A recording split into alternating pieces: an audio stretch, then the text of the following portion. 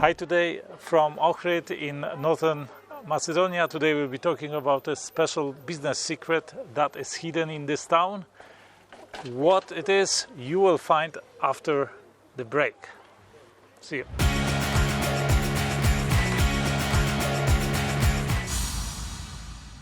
Hi again from the lovely Ohrid town at the Ohrid Lake in North Macedonia. When you come to Macedonia and communicate with the locals, always remember it's Macedonia, it's not Northern Macedonia. Why?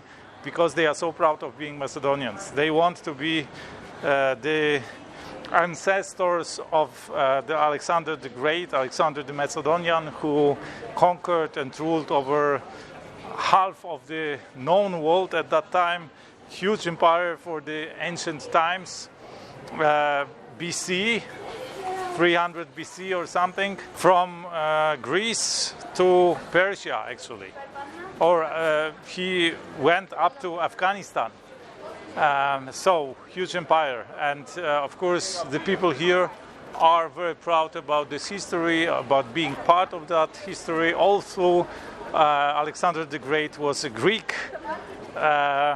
He was a Macedonian.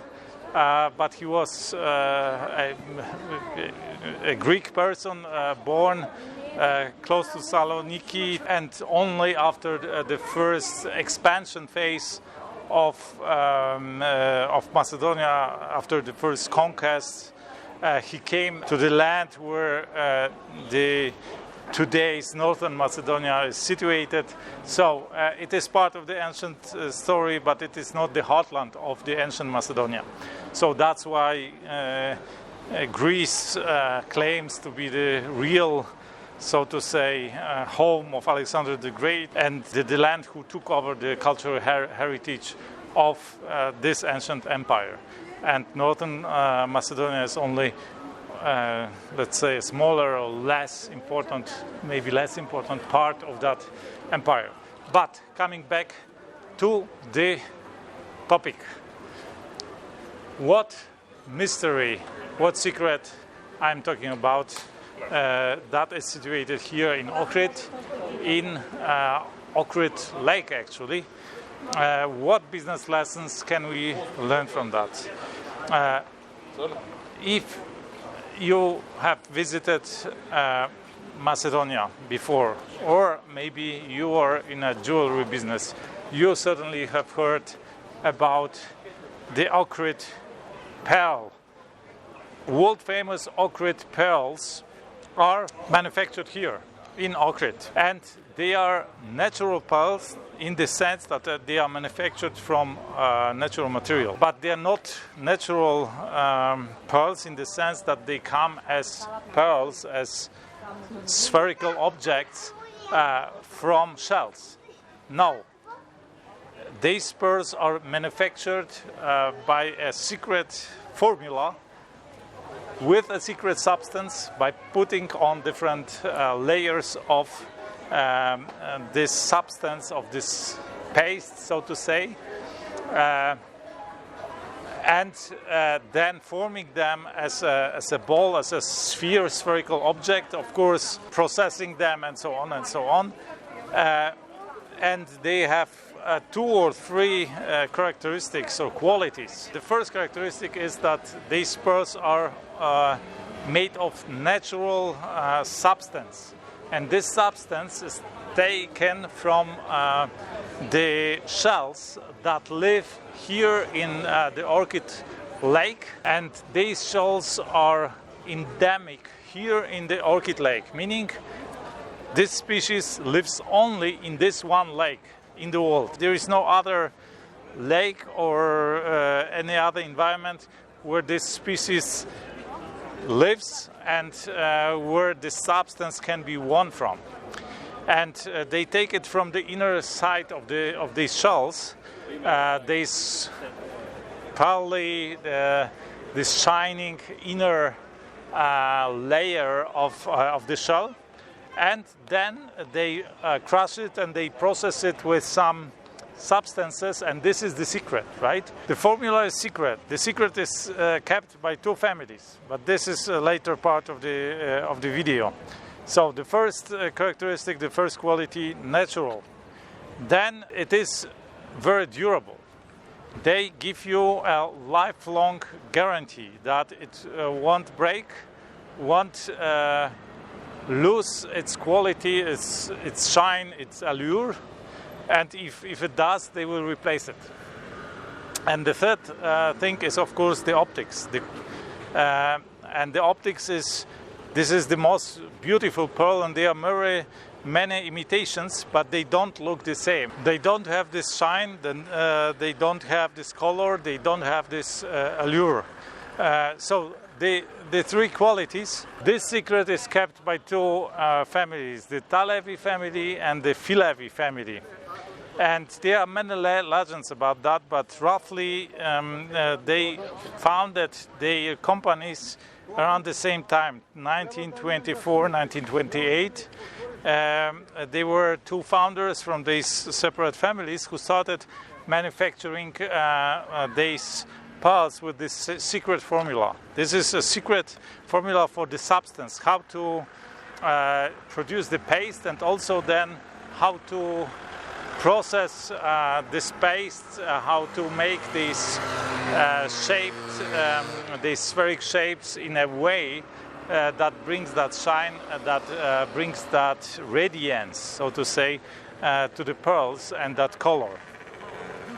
And of course the durability, the quality of these pearls. And these two families, there are many legends around that, but I think the most common is the one about a Russian soldier who came here and brought that secret from a lake, faraway lake in Russia, maybe Baikal, I don't know. And this was also a secret that was given from generation to generation, and he died here, but he passed this secret to these two manufacturers, to these two artisans, who then started to manufacture and also passed the secret from generation to generation. And the secret is still in possession of these two families, and they have 3 shops here in Ohrid. And what they do is they sell these pearls, these orchid pearls, at prices 5 times, 10 times as high as other pearls that are here also sold, the imitations of these orchid pearls. How is it possible? So now I tell you the business secrets, so to say, the lessons, the business lessons that we learn from that. And there are 3 or 4 business lessons depending on how you take it. So first lesson is create a USP, a unique selling proposition. What is the USP of these orchid pearls? Of course, they are unique. They have this special shine, this special color. If you see them, you can distinguish them from the imitations immediately. Of course, the durability, and of course the secret, the story behind that, right?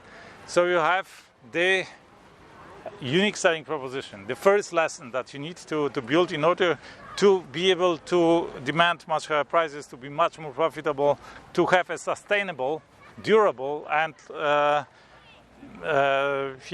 long-term business. Unique selling proposition. You have to be different from others. What is different? What do you offer? What is different in your offer? What is unique in your offer? Second is you build a brand. These orchid pearls, this is a registered brand. You can't name a pearl when you manufacture a pearl. You can't name it an orchid pearl. The sellers in the in the other shops, they call it like pearls from the orchid lake or pearls from Ohrid, but they can't legally call them orchid pearls. Why? Because only pearls manufactured by these two families using this special technology, using this special substance, can be called orchid pearls.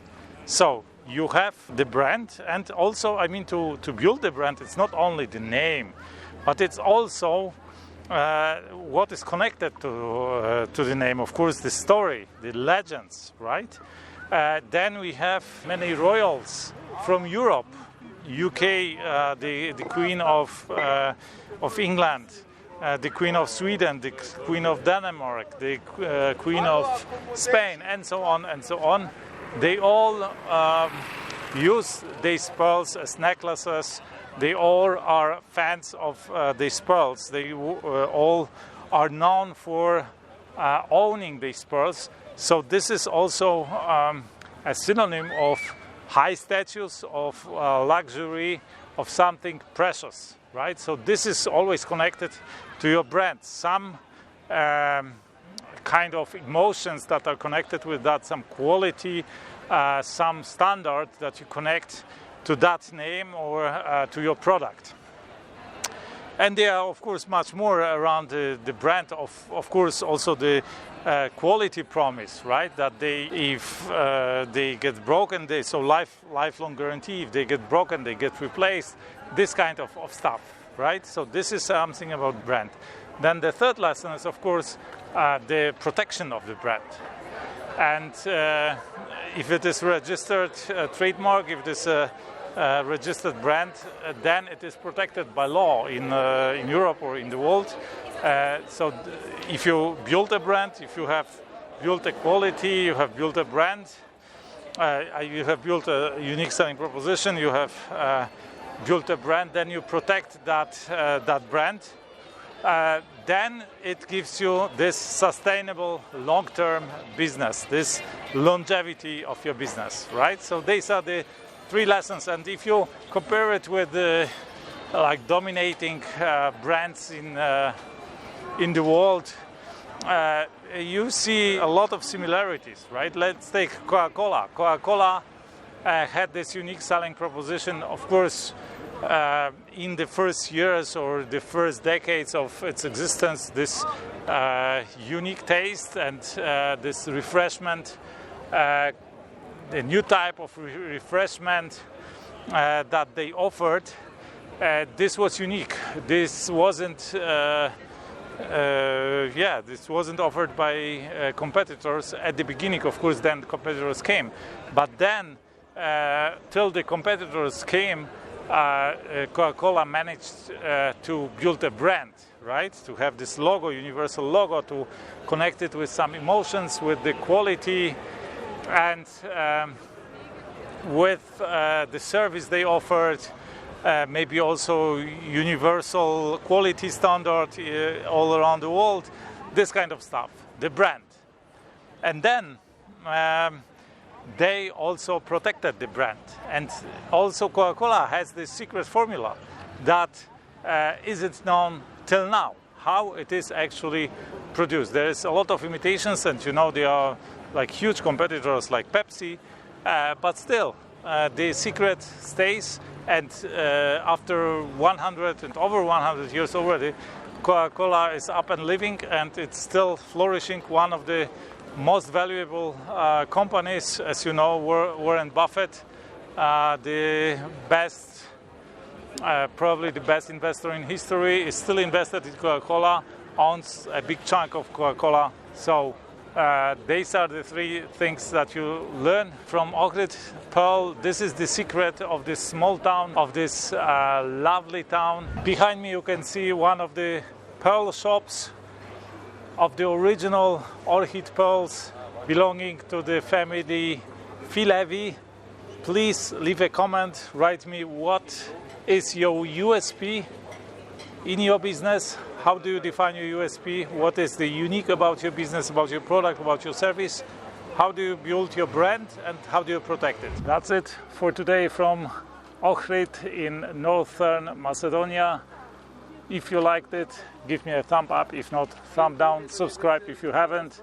I talk here a lot about business, about doing great, impossible things in your life and business. I talk here about how the best entrepreneurs, how the billionaires of our times think and act. So if you like this, you will certainly like my other videos. I invite you to watch them. That's it for today. I wish you a fantastic day. Let's do something extraordinary today.